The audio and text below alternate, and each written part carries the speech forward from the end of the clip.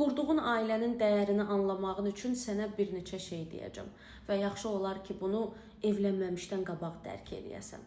Sənin anan və atan, əgər bəxtin gətirib hələ də bir yerdədirlərsə, bütün bu illər boyu bir-birlərini seçiblər deyə o ailə olaraq qalmağa davam eləyib. İndi sən də evlənmək haqqında düşünürsən ya da artıq evlənmisənsə, bundan sonra olacağın cəmi bir tərəf var. Yoxsa səndən ailə saxlayan çıxmaz. Kişi, qadın fərq eləmir.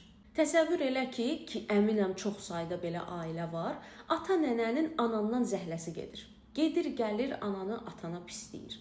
Amma sən görürsən ki, o barmaq eləməsə sizin ailənizdə hər şey qaydasındadır.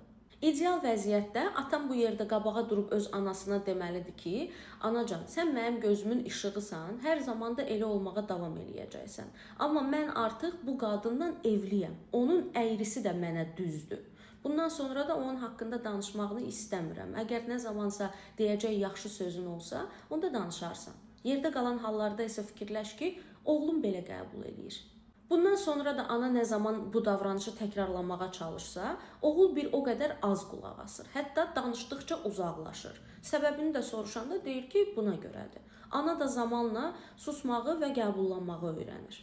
Burada kişi üzərindən nümunə verdim. Bəlkə də ölkəmizdə oğul anaları daha destruktiv olduqlarına görə. Amma qadın üçün də eynisi keçərlidir. Qadının da anası, danası söz haqqına sahib deyil.